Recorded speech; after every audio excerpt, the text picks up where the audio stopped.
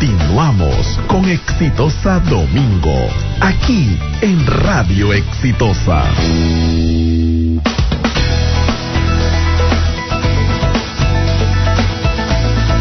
Seguimos, esto es Radio Exitosa. El día de hoy, el diario Exitosa en su portada anuncia pues espías y encima insolentes. El congresista chileno Juan Pablo Letelier calificó de lamentable que Humala quiera resolver la crisis política interna con viejas prácticas. Son respuestas ya conocidas. Chile siempre ha negado el espionaje, pero el canciller peruano reitera que las pruebas son fehacientes. Es la misma respuesta, las mismas expresiones como las que se manifestaron a lo largo de nuestras relaciones peruano-chilenas. A propósito, hemos preparado un informe acerca de lo que significa el espionaje en el Perú y en el mundo. Escuchemos.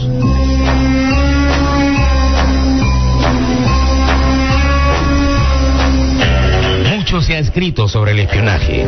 El británico Ian Fleming creó un personaje ficticio que pintó de cuerpo entero las misiones de inteligencia durante la Guerra Fría. Era el agente 007, Bond, James Bond, con licencia para matar.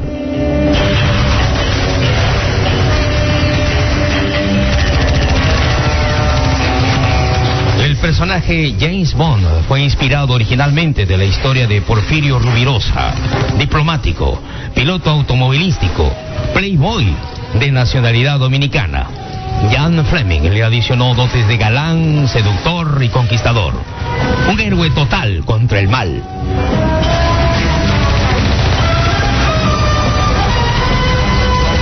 Pero James Bond no fue el único. Recordemos a 5 espías famosos. La actriz y bailarina holandesa Margaretha Gertruida Cele, y conocida universalmente como Mata Hari, hija de un sombrerero, se casó con un alcohólico, se divorció, tuvo 2 hijos, uno de ellos murió envenenado por su niñera. Tras separarse, recibió una oferta de trabajo de la Oficina de Contraespionaje británica. Durante la Primera Guerra Mundial, Mata Hari utilizó sus encantos para seducir a militares de alto rango y obtener de ellos información que luego pasaba a Inglaterra.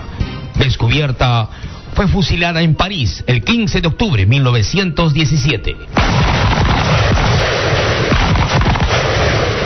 Juan Pujol, alias Garbo, es otro espía español que durante la Segunda Guerra Mundial consiguió engañar a Hitler. Su odio cultivado en la Guerra Civil Española hacia el fascismo le llevó a trabajar para los servicios de inteligencia británicos con el fin de conseguir información y desinformar a Hitler. Trabajaba para los 2 fuegos, jugaba con los 2 ases. Una vez que se ganó la confianza, le hizo creer al dictador que el desembarco aliado se produciría en Calais, a 250 kilómetros de Normandía.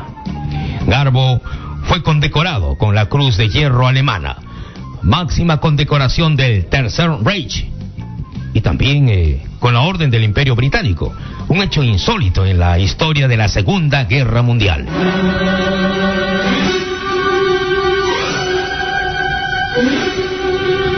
Otro espía famoso fue Mark Fell, más conocido como Garganta Profunda. Era el número 2 del FBI cuando se destapó el caso Watergate, que terminó con la vida política de Richard Nixon. Mark Fell transmitió toda la información a 2 periodistas del Washington Post, Woodward y Bernstein, que llevó a la dimisión del presidente en agosto de 1974 y al encarcelamiento del jefe de personal de la Casa Blanca. Richard Nixon cayó por el espionaje. Un cuarto espía que pasó a la historia fue el español que asesinó a Trotsky, Ramón Mercader. Ingresó a los servicios secretos soviéticos. Viajó en 1937 a la Unión de Repúblicas Socialistas Soviéticas, donde fue entrenado especialmente y donde cambió su identidad por la de Jacques Monard. Stalin le asignó una complicada misión: asesinar a Trotsky. Así viajó a México y tras ganarse su confianza para burlar la vigilancia con la que contaba, asesinó al revolucionario ruso con un golpe de martillo. Tras cumplir condena y mantener en secreto su identidad real, viajó a la URSS, donde fue condecorado como héroe. Falleció en Cuba en 1978. la historia del espionaje en América Latina, Chile ha sido siempre el que ha espiado al Perú. Talara, 1978. Argentina y Chile vivían momentos tensos por el diferendo fronterizo del Canal de Beagle. En ese año, 1978, el petrolero chileno Beagle atracó en Talara con el pretexto de reabastecerse de combustible. Estando su tripulación en tierra, los oficiales militares chilenos, capitán Sergio Jarpa y el teniente Alfredo Andoátegui, se encaminaron a la base aérea militar situada en Talara. ¿Para qué? Para fotografiar ocultamente los aviones de combate Sukhoi Su-22 adquiridos recientemente por el Perú a la Unión Soviética. Inteligencia de la Fuerza Aérea los arrestó. Interrogados confesaron que las órdenes de fotografiar nuestros aviones provenían del embajador chileno Francisco Bulne. Inteligencia de la Fuerza Aérea también capturó a otros 4 espías chilenos en la base aérea de La Joya, Arequipa.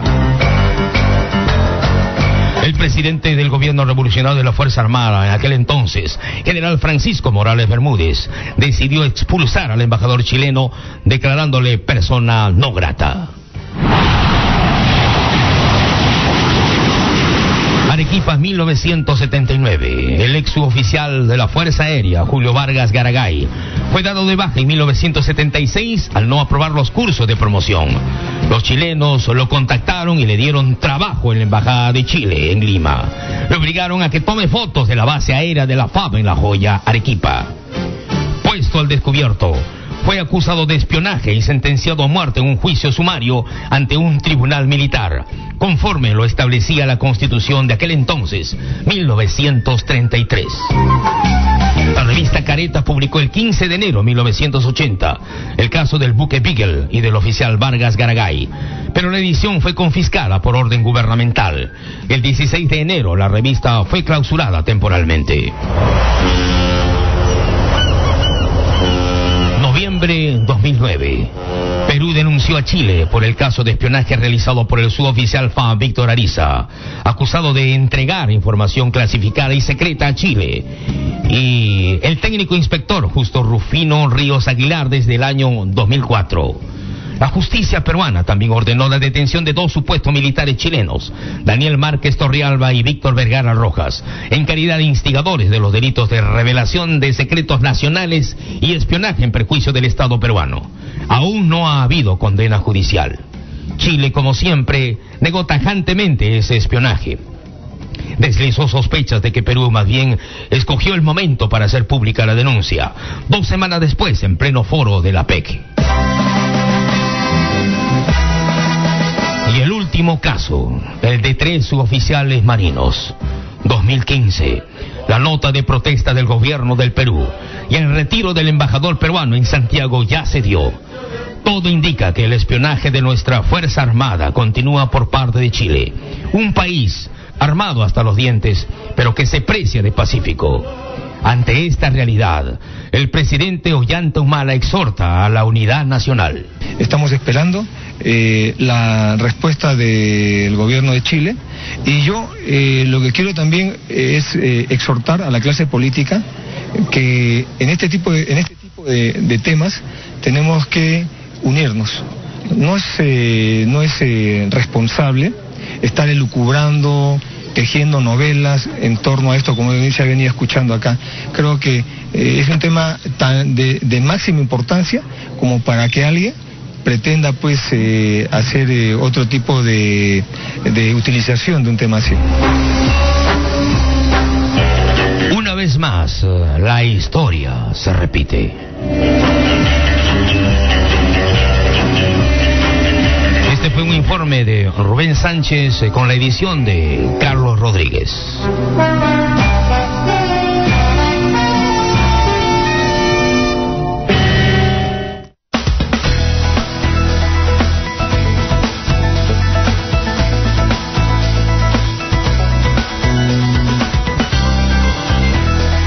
Bien, esto es en Radio Exitosa. Estamos en compañía del general del ejército peruano en retiro, Wilson Barrantes. ¿Qué tal, general? Muy buenas tardes. ¿Cómo está, Rubén? Como siempre, buenas tardes. Un saludo a toda la teleaudiencia y radioaudiencia exitosa.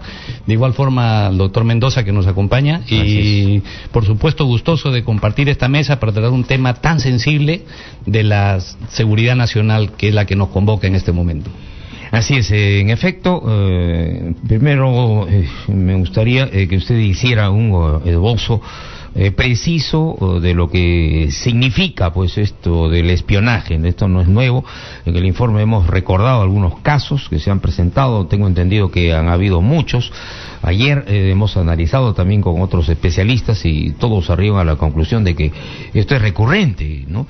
Y como comentaba hace algunos días un ex ministro de Defensa, me refiero a Antero Flores Arauz, quien minimizó el caso, señalando que todo el mundo se espía acá y que no pasa nada y que, en fin, minimizando la cosa. ¿Qué dice usted sobre eso? Bueno, lamentablemente esas expresiones no hacen más que indignar aún más al pueblo peruano, a los 30 millones peruanos residentes en el país y los 13 en el extranjero, porque acá ha habido una violación del honor nacional. Lamentablemente esta conducta por demás enemistosa que ha desarrollado el Estado chileno en el Perú no hace más que configurar ese gesto enemistoso. Fíjese, es cierto que los espionajes se dan en todos los países del mundo, pero como usted también lo refirió, imagínese que las infidelidades se dan siempre. ¿Qué sería que si cualquiera de nosotros que aceptamos que se dé, sorprendiéramos a nuestras esposas con el mejor amigo o el mejor compañero en la cama? La infidelidad se da siempre. Entonces, en este caso, lo que tenemos que decir es que tenemos que rechazar como peruanos de bien que este tipo de cosas no deben aceptarse por ningún Estado. Así sea el Estado más grande del mundo, uno tiene que protestar. Y lo que aquí hay que hacer es protestar, indignarse frente a un acto de esa naturaleza. Y no solamente en cuanto está la indignación, que es la que nos debe convocar a todos los peruanos, sino aquí está qué hemos hecho en lo que se refiere a la contrainteligencia. ¿Por qué? Porque no sabemos qué nivel de información sensible es la que se ha dado. Eso es lo que nosotros tenemos que tener cuidado. ¿Qué tanto de información sensible es la que se ha dado? Y todo esto nos vuelve a lo que significaría el realismo político. Acá no hay pues que tal país es hermano, el otro no. Señores, los países en el mundo no son hermanos de nadie. Los países simplemente tienen intereses y eso es lo que los convoca a los países. Aquel que diga que somos hermanos y que aquí a partir de ahora, francamente, eso es por demás una perfecta tontería y una gran estupidez de aquellos que quieran liderar la primera magistratura del Estado peruano frente a aspectos tan sensibles como son la seguridad, y si no tienen definido qué cosa hay que hacer para enfrentar este problema, entonces lamentablemente tenemos que rechazarlos y tenemos que combatirlos, porque lo que necesitamos en el Estado peruano es hombres que tengan una visión de Estado en lo que se refiere a la seguridad y defensa nacional, y por supuesto que también tengan una visión clara de qué es lo que hay que hacer, y en este caso es lo que estamos mirando, no se ha hecho lo adecuado. Así es, justamente las últimas informaciones dan cuenta que en efecto se ha determinado de manera fehaciente el espionaje de Chile a Perú. Esto lo ha confirmado el propio ministro de Relaciones Exteriores cuando llamó en consulta al embajador de Perú en Chile, Francisco Rojas Amanés, por este caso, y al enviar también la nota de protesta al sur. Sí, fíjese, ya está comprobado que ha habido el espionaje al Estado peruano a través de una institución castrense como es la Marina de Guerra. No nos olvidemos que a partir del año 2007, 2005 para adelante, ¿qué hemos hecho como Estado para protegernos de esta situación? Bien dice el informe, por ejemplo, el caso de este suboficial de la Fuerza Aérea, técnico de la Fuerza Aérea, dado de baja, degradado, y en fin, que se sorprendió filtrando información al Estado chileno.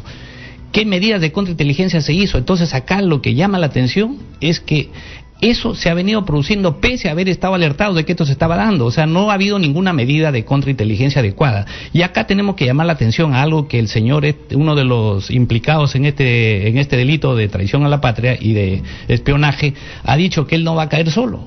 Oiga, eso es gravísimo. Otra vez ha dicho, mismas expresiones. No va a caer solo. y esto nos revela que hay un tráfico de informaciones basado en el compromiso que muchos militares en forma general tienen conflicto de intereses con empresas de seguridad y que hacen este tipo de trabajitos entre comillas con personal en actividad. Por eso es que acá el Congreso de la República y acá los congresistas sin ninguno ha hablado de esto. Señores, tenemos que legislar cuál es el campo, hasta dónde pueden las empresas de seguridad contratar a personal en actividad o retiro y qué límites hay que ponerles para evitar este tipo de cosas que inducen y facilitan este tipo de cosas. Si yo veo que mi jefe hace negocios, en el caso que es mi jefe, entonces es negocio, pero en el caso del subalterno, traición a la patria. Y acá tiene que rodar cabezas necesariamente. ¿Quiénes son los responsables de este señor, en el manejo de este señor? ¿Quiénes son los responsables de la contrainteligencia? ¿Quiénes son los supervisores? No nos olvidemos que la contrainteligencia detecta, ubica, reprime. Eso no ha habido nada de eso. Previene. ¿Qué previsiones se han tomado? ¿Qué detección ha habido? ¿Qué ubicación se ha dado? ¿Y qué medidas se han tomado? Nada de eso se ha dado. Solamente aparece el tema. Y lo gracioso es que aparece hoy en día. Y eso hace sospechoso, por eso que es natural que muchos digan, oiga, ¿y qué pasó acá? Lo sospechoso es que este tema se viene descubriendo desde julio del año pasado. ¿Y dónde está el comando anterior de la Marina, los comandos anteriores? Porque durante 10 años los directores de inteligencia, no nos olvidemos cuando pasó el tema BTR, que usted lo ha mencionado, a fin de año al director de inteligencia lo ascienden a vicealmirante. Entonces, ¿de qué estamos hablando? Entonces, si yo cuando veo subalterno, veo que a mi jefe lo ascienden y yo abajo lo castigan al otro y quede en nada, entonces prácticamente le estamos dando patente para que hagan lo que le dé la gana. Por eso que aquí tenemos que hacer un alto, mirar hacia adentro las instituciones. Yo sé que se van a resentir mucho, pero es la realidad. Y acá tenemos que decirle la realidad al pueblo, porque esto no puede continuar. No podemos estar en manos de corsarios que venden información a cualquier estado que se las compra al mejor postor y que recién se dan cuenta después que han viajado como 10 veces y felicitar a un sistema de contrainteligencia. No, acá hay que sancionar a todo el sistema de contrainteligencia.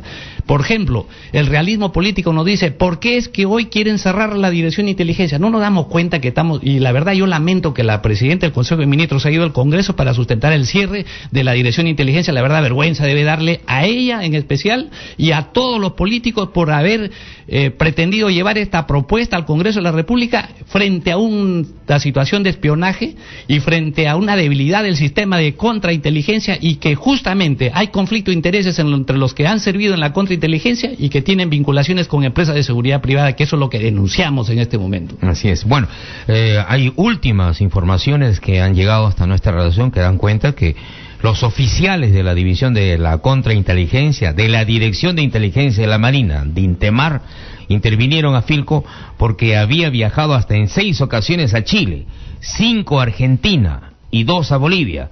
Para sorpresa de los interrogadores, aceptó haber reunido en uno de los viajes a Argentina con un oficial y un suboficial del Ejército de Chile, de acuerdo con fuentes vinculadas al enjuiciamiento al marino en el fuero castrense.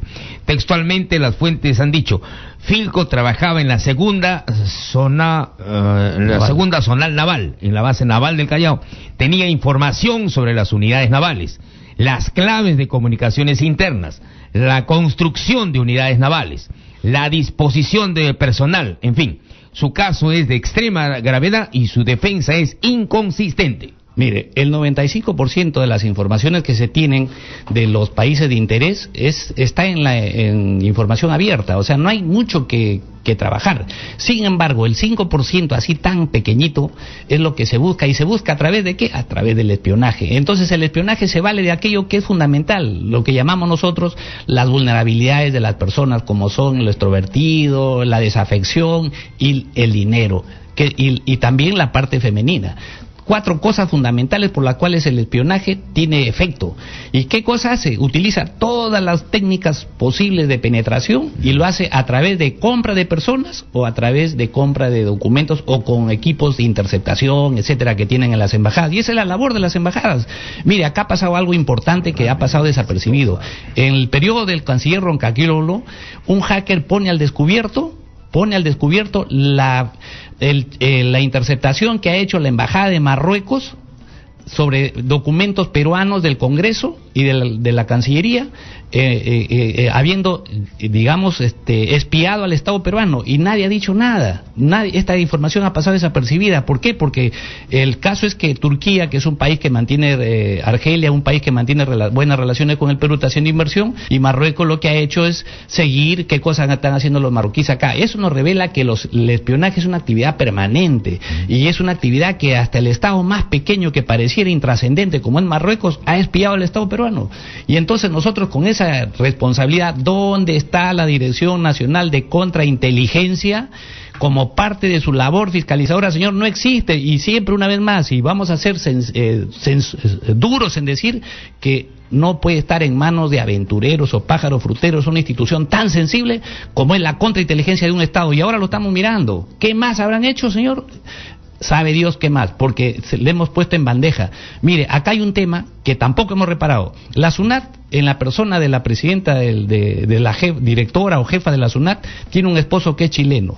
La secretaria tiene un esposo que es peruano, ha viajado, según me informan, más de 70, 80 veces a Chile. Oiga, ¿qué cosa hay? ¿Omisión de pago de tributos? O sea, estamos frente a un caso demasiado sensible. Este es otro tipo de traiciones que es necesario investigar en profundidad este tema, porque es gravísimo lo que está ocurriendo con el pago de tributos. Tenemos acá más de 13.000 millones de dólares de inversión chilena en el Perú, y todas ellas tributan. Yo no lo creo, sinceramente, después de haberme enterado, y nos han hecho llegar información que ojalá lo confirmemos, de que el personal de la SUNAT estaría en condicional, en una suerte de confabulación con las empresas extranjeras para que no tributen. Eso sería más grave todavía, porque estamos regalando los suelos a precio de ganga, y encima estamos todavía no permitiendo que paguen los tributos correspondientes. Entonces, fíjese, casos de traiciones a la patria y de traidores hay a montones en los niveles políticos, en los niveles estratégicos, en los niveles militares, y por supuesto en los niveles más sensibles, que es en el caso que estamos traicionando los intereses de los pueblos del Perú. Y esto hay que decirlo, y no hay que quedarse callado. El pueblo que nos está escuchando debe saber que estamos frente a una serie de funcionarios traidores, porque están robándole el futuro al país a través de estos gestos y actos que están haciendo. Y ojalá que este caso destape toda esa podredumbre de tráfico de información que se viene dando de hace tiempo, y que es necesario censurarlo con el mayor rigor que en este momento nos convoca a cualquier patriota que verdaderamente ame a su país, ¿no? Así es. Bueno, estamos también con el historiador Roberto Mendoza, historiador de la Comisión Permanente de Historia del Ejército del Perú. ¿Cómo está, doctor Mendoza? Bienvenido a Radio Exitosa. Muy agradecido por la invitación y dispuesto a conversar sobre las operaciones militares en el Alto Cenepa. Bueno, el Alto Cenepa también ha sido un escenario que se recuerda esta semana, donde han habido pues diversas ceremonias recordando esta fecha. Y ha sido también la zona del Cóndor escenario de un conflicto donde también el apoyo logístico un poco que brilló por su ausencia. ¿Qué podemos recordar? También precisamente en estos años donde siempre ha habido problemas con el Ecuador, por estas meses, estas temporadas, siempre ha habido el apoyo chileno al ecuatoriano. Recordemos 1995. Sí. ¿Qué dice la historia del ejército?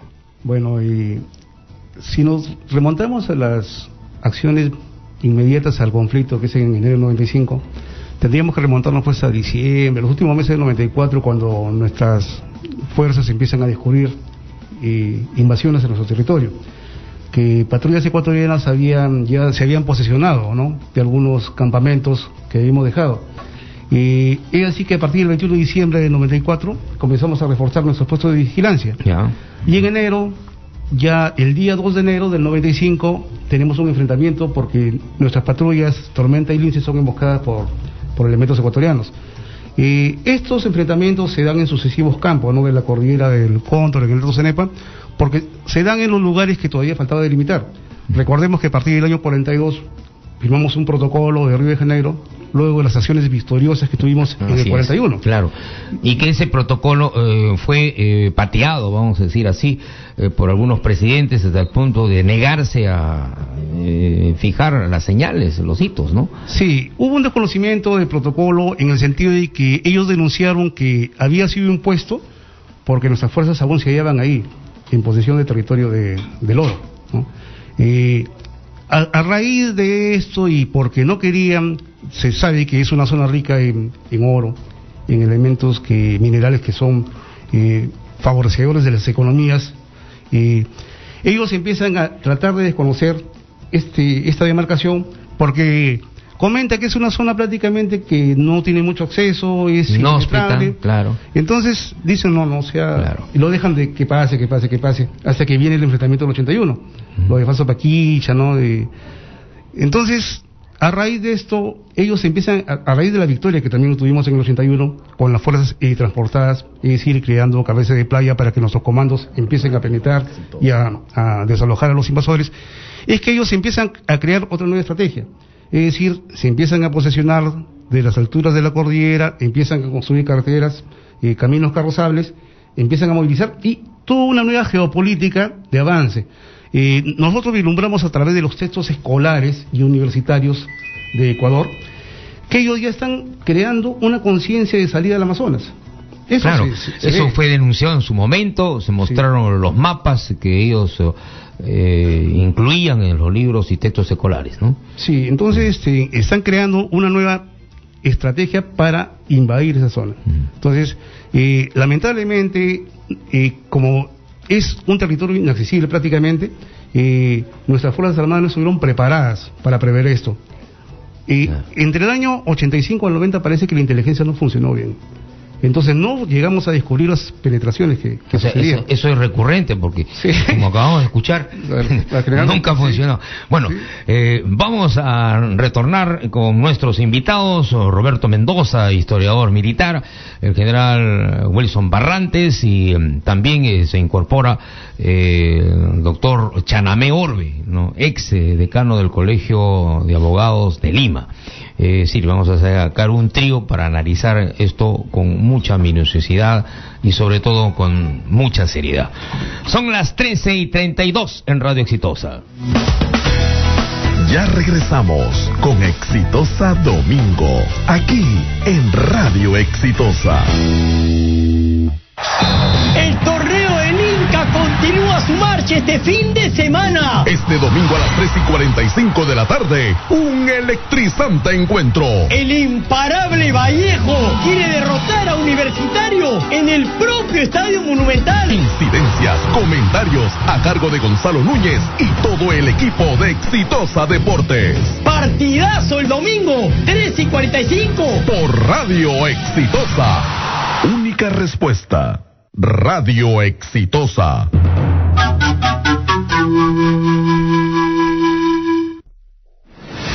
Porque la justicia y las verdades a medias no ayudan en nada al Perú. Es que hago radio para decirlo. Soy Nicolás Lúcar en Exitosa. Cada mañana a las 11 llego a ti con sucesos, realidades en conflicto, denuncias e informes de primera mano. Recuerda, cada día de 11 de la mañana a 1 de la tarde en Radio Exitosa. No te lo pierdas. Continuamos con Exitosa Domingo, aquí en Radio Exitosa.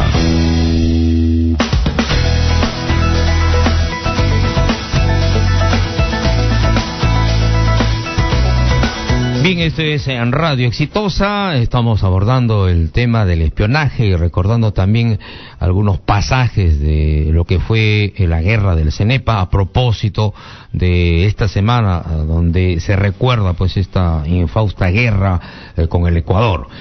Bien, incorporamos acá al diálogo al doctor Chanamé Orbe, ex decano del Colegio de Abogados de Lima. ¿Cómo está, doctor Chanamé? Muy buenas tardes, Rubén, y a tus distinguidos panelistas. Bien, lo último que sabemos es que este señor, el marino Filco, ha hecho pues viajes al extranjero para sostener un contacto personal con quienes lo habían reclutado, recibir instrucciones y precisiones sobre la información que requerían y para compartir las claves secretas del sistema encriptado que usaría para despachar el material.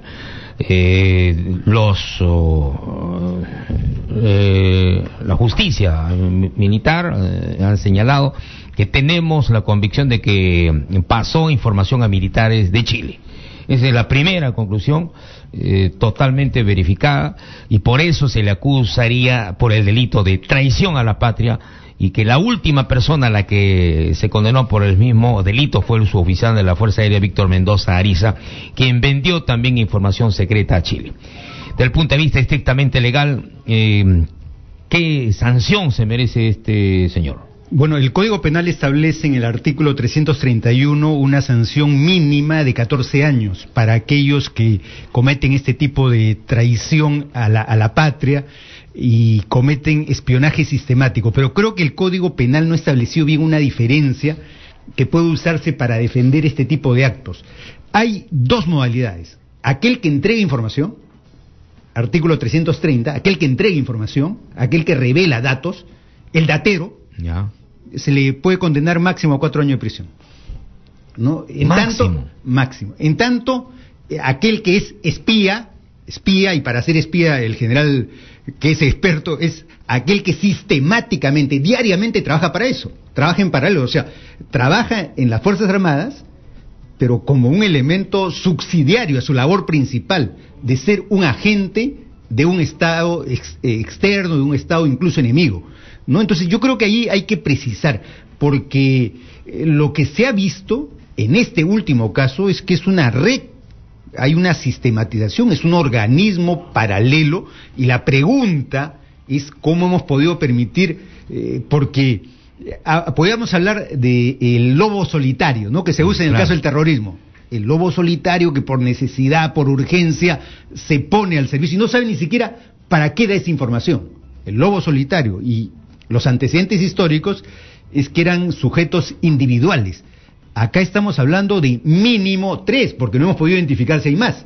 Y eso sí creo que es peligroso y dice mucho de nuestra letanía, nuestra lentitud, nuestro burocratismo para enfrentar esto que aparece como una gran ramificación, que eso sí podría poner en peligro pues la seguridad del Estado, su información básica de defensa.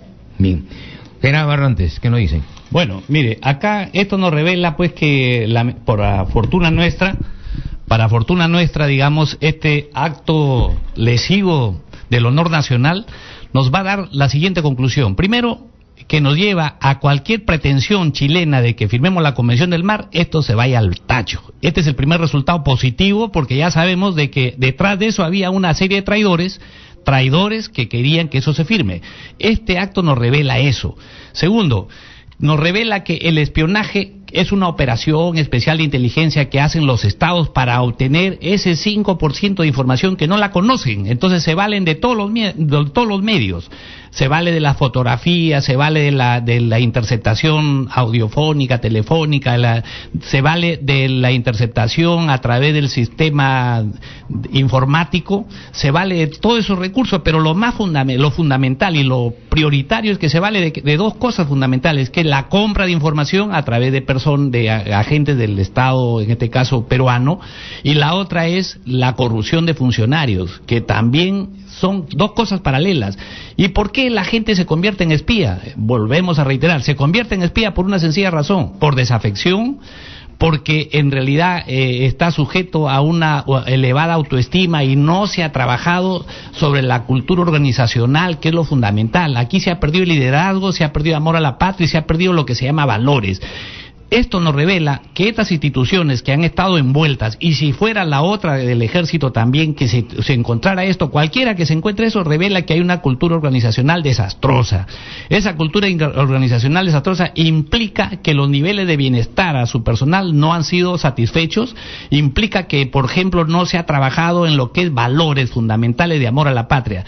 Las instituciones armadas se están convirtiendo muy ligeras. ¿Y saben por qué es eso? Porque no existe liderazgo institucional, porque la corrupción es la que rompe todo este tipo de cosas, y aquí están envueltas sus autoridades. Y como decíamos al comienzo, si yo veo que mis superiores también trafican con la información y no les pasa nada, entonces digo, si mi superior trafica con la información, simplemente lo sancionan o lo ascienden de premio y a mí que yo vendo información me van a catalogar como traición a la patria. No, pues por eso es que bien claro el señor ese Pílico o el otro, no recuerdo cuál de ellos ha dicho, yo no me voy a ir solo, voy a revelar nombres. O sea, que esto nos está revelando que hasta está descomponiendo por dentro esta estructura apátrida, que no tienen amor a la patria, y por eso pasa el sistema, los espionajes pasan por eso.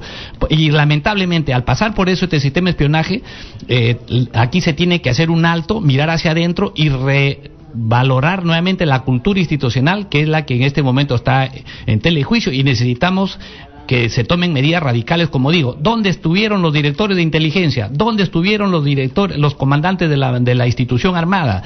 ¿Dónde estuvieron los directores de contrainteligencia del sistema de inteligencia nacional, fortalecido el de 2012 con el decreto legislativo 1141, que lo hace responsable del sistema a nivel nacional? ¿Dónde estuvieron? Y encontramos, lamentablemente, y hay que decirlo, que muchos de esos funcionarios tienen conflicto de intereses con empresas de seguridad. Lo que significa entonces acá, y aquí está nuestro amigo el doctor Chanamé, para que nos diga si existe en la ley algún compromiso que frene o no permita este tipo de cosas, el conflicto de intereses de la venta de información o del tráfico de información. No existe nada de eso, y yo creo que aquí es tiempo de dar una medida de esa naturaleza. Así, doctor Chanamé. Sí, al general le faltó un personaje que es importante. ¿Dónde estuvo el ministro de Defensa? El ministro de Defensa es el que tiene que responder por este tema tan grave, cuando conocemos que él es un tuitero especializado. O sea, ¿qué pasó con el ministro de Defensa? Permítame un segundo, fíjese usted. Así como en Pichanaki hemos encontrado un responsable por la muerte de un hombre, aquí se ha matado el honor nacional de 33 millones de peruanos. Por lo tanto, el ministro de Defensa debe irse. Si no, el presidente es responsable de esta naturaleza, y le estamos emplazando al presidente de la República en algo muy que hay que no puede escaparse por la formación castrense que él tiene, sabiendo que estos son valores fundamentales en cuanto se refiere al patriotismo, a la fortaleza, que es la única que debe existir en este país, que es el amor a la patria, que no se debe perder para nada. Señor, usted, si no renuncia a este señor por dignidad, usted tiene que separarlo, porque es el único mensaje que tiene que usted dar. Y no me vengan que esto viene de 5 años atrás o 10 años atrás, que es en otro gobierno. No, porque el que se ha violado es al Estado peruano, y en el Estado peruano los gobiernos simplemente tienen que hacer prevalecer al Estado peruano. Y por supuesto coincido con la serie de radioyentes y patriotas que saben que acá hay responsabilidad política, porque acá tiene que haber responsabilidad política y tiene que haber responsabilidad penal, civil y administrativa de todos los que resultan responsables, con el mayor rigor, y ponerlos frente al escarnio público, porque aquí es lo único que puede y tiene que resarcirnos moralmente. Y por otro lado, la protesta, el presidente tiene que tener más cautela, porque esto tiene responsabilidad del canciller de la República, que tiene que asumir su liderazgo en este tema. Y a lo último, el presidente de la República, que debe estar un paso atrás primero, porque está bien que lo haya dicho en un momento. Es cierto también que esto puede ser peligroso si con esto que pretendemos cubrir el tema Berlaún del Ocho, el tema Nadine Heredia, eso no mezclarlo, porque sería grave pretender que con eso estamos separando un tema que tiene interés nacional también, que es la lucha contra la corrupción. Así es. Bien, seguimos conversando con el general Wilson Barrantes, el doctor Raúl Chanamé y también el historiador Roberto Mendoza. Recordemos que estos sujetos que han estado haciendo este servicio a Chile, Johnny Filco viajó a Chile en julio, agosto 2005, lo que significa para los investigadores de la División de Contrainteligencia de la DINTEMAR que desde entonces pudo haber entregado información sensible a militares del vecino país. Si es así, las actividades de espionaje duraron casi 10 años. 10 años, o sea que estamos hablando pues de un tiempo por demás trascendente, ¿no? En 10 años, ¿qué más se le puede haber dicho? Los analistas de inteligencia, Alfredo Domínguez y Alberto González, entraron al Instituto Naval el 8 de marzo de 1993 y el 3 de marzo de 95. Ambos trabajaban en la DINTEMAR al momento de ser denunciados. Bien. Don Roberto Mendoza, historiador militar, a lo largo de la historia, usted que ha revisado bien las relaciones peruano-chilenas, ¿estos casos son recurrentes? Porque usted lo citó hace un rato, durante la guerra del CENEPA también hubo fracaso del servicio de inteligencia o problemas con el servicio de inteligencia. No estuvimos preparados, o sea, sabíamos que se venía una agresión, pero realmente no hubo informe de inteligencia para el momento. Ya. En la zona de conflicto, logísticamente tampoco, no nos estuvimos abastecidos. El soldado peruano realmente sacó su buen honor, claro, la moral, así es, el honor.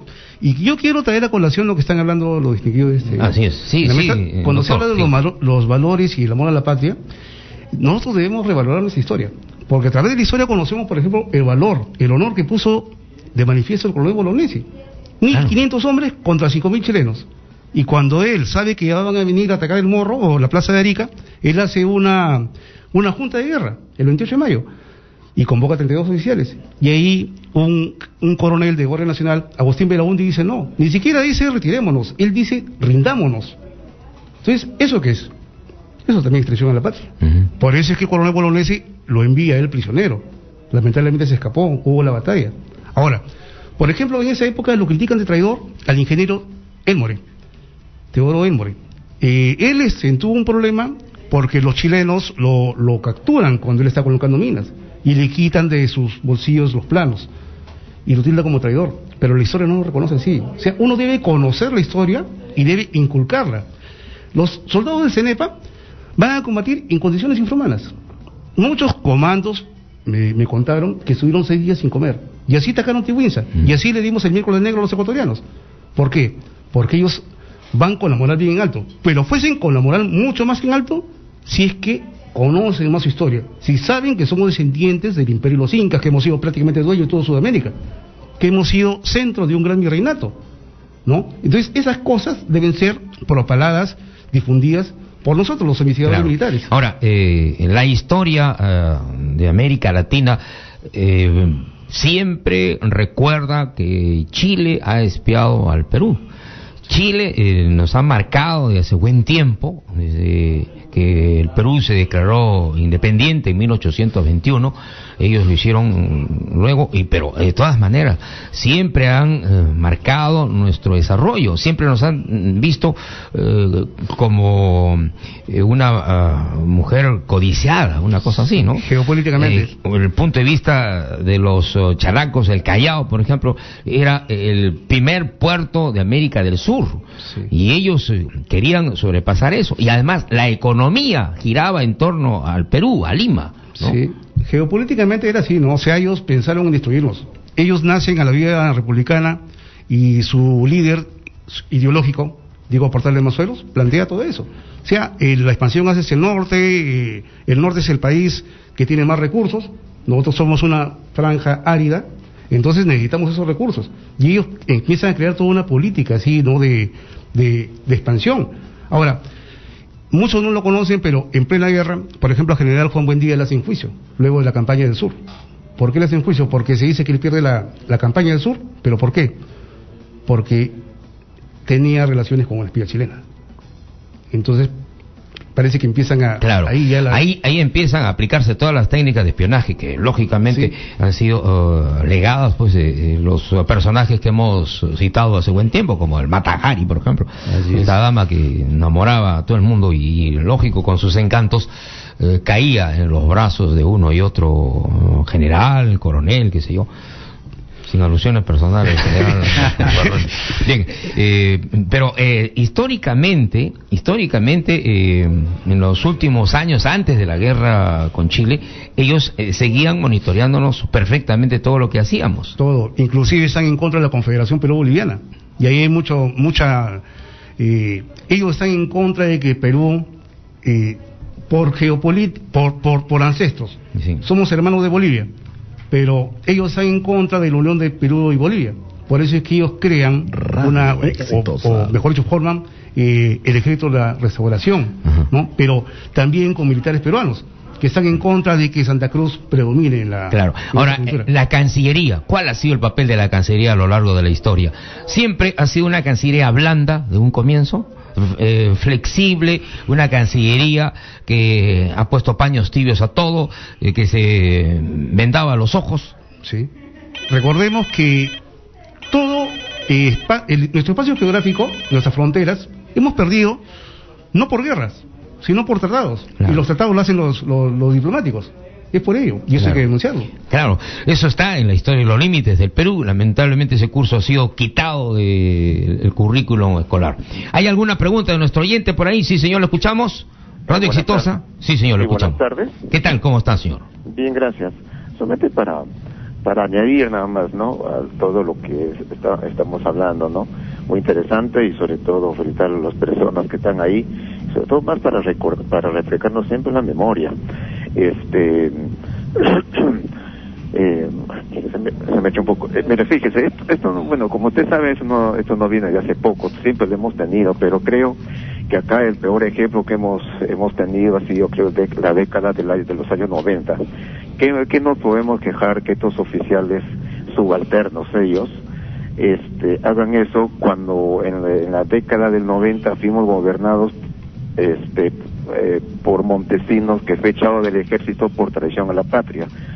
¿Qué podemos esperar de estos oficiales que vieron que fuimos también gobernados por un Hermosa Ríos, que dijo de una manera descarada que había robado al ejército 20 millones de dólares?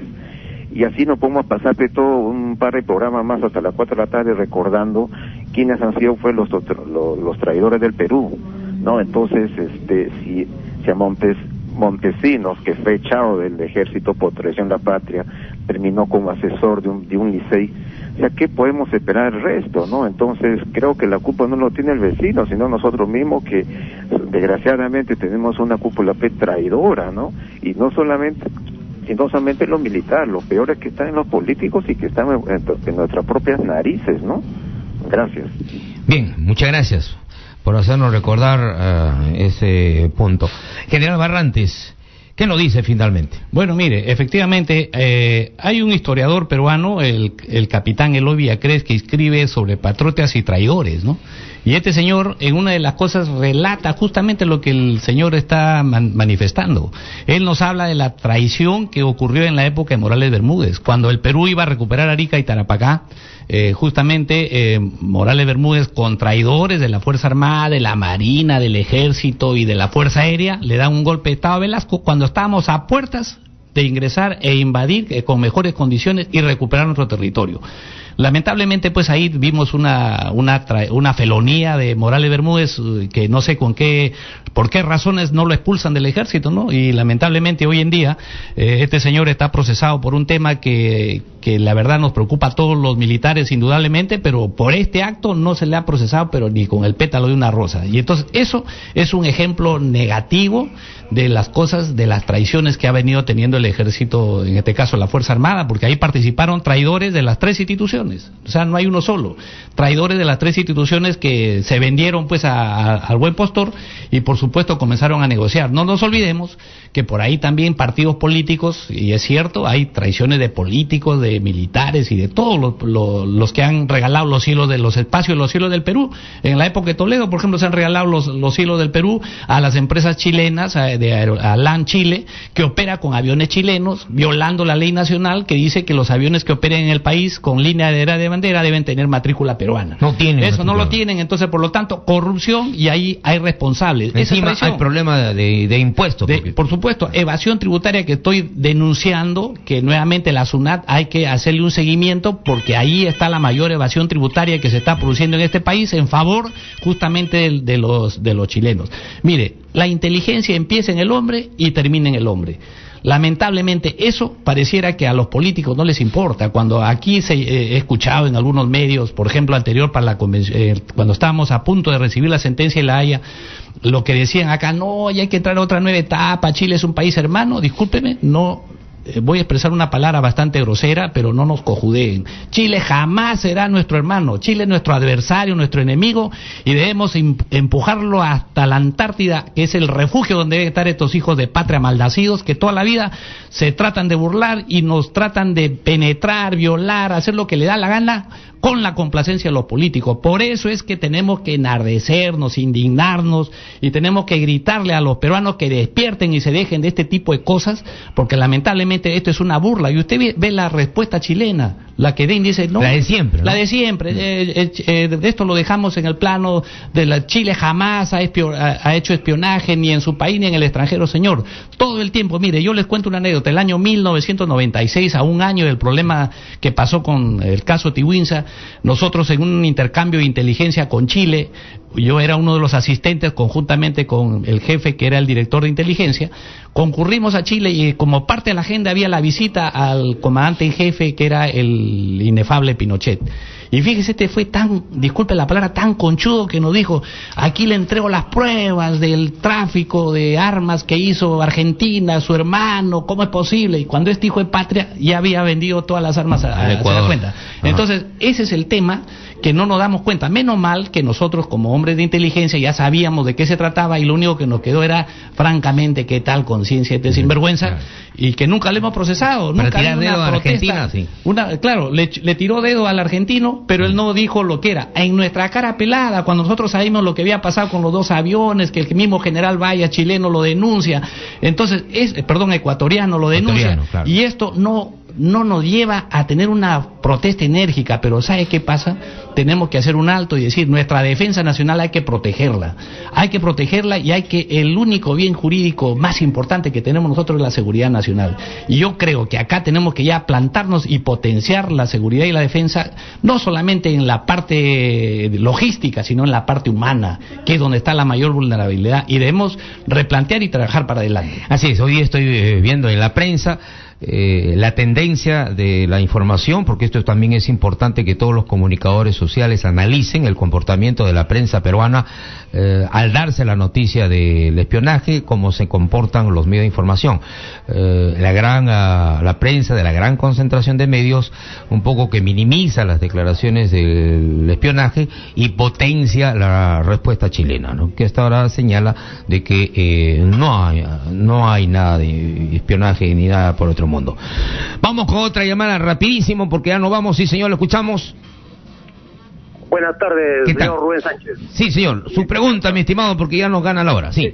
¿Sabe qué interesante el tema que están tratando? Fíjese, aquí en el Círculo Militar de Técnicos y Suboficiales de Tacna, o denominado Firmitexo, han construido un letrero grande, bonito, que dice: los chilenos tenemos un norte. Y ahí pueden mandar a toda la Exitosa para que vean ahí los periodistas. Repita, por favor, no lo hemos entendido bien. Los chilenos tenemos un norte, y delante de todo, ¿no? Y algunos entramos a bañarnos, a disfrutar todo, y a mi parecer, yo percibo, ¿no? Sí, pues realmente estos caballeros, así de manera subliminalmente, están pasando, yo digo, ¿no? Su geopolítica hasta Arequipa, pareciera que ellos, como jugando, ingresan y ponen el letrero en nuestra cara, ¿no? Yo digo, no, o sea, Chile tiene un norte, sí, pero de manera subliminal están diciendo que ya están aquí, ¿no es cierto? Entonces, sería bueno que eso, yo lo tomo mal, o sea, pero comercialmente quizá muchos no se den cuenta, ¿no? Dirán, pues todos tenemos un norte, sí, pero Chile físicamente está mirando un norte. Eso sería todo. Claro, bien, y esta mañana, oyentes de Puno nos llamaron para informarnos que en el lago Titicaca, no sé en qué pueblito, Tilica por ahí, hay un centro hotelero que al parecer es de propiedad de chilenos, donde han izado la bandera de Chile, ¿no? Mire, y ya como decirlo, esto también es chileno, ¿no? Es preocupante. Tengo la información y no la he completado todavía, de que un ex comandante general del ejército es nieto de un oficial chileno en el país. Y eso es lamentable, pues, porque aquí tenemos que decir las cosas como son. Esos llamados patriotas y no sé cuánto, resulta que son familia chilena, y acá de repente el historiador sabe quién es, pero ojalá que se sepa, y tenemos que ponerlo al escarnio público, porque esos falsos predicadores de patriotismo resulta que tienen raíces o apellido prestado de Chile. Lamentablemente hay mucho peruano que tiene genes chilenos y el apellido es prestado, ¿no? Y lamentablemente eso hay que denunciarlo. Ojalá que podamos saber el nombre y en la próxima sabremos.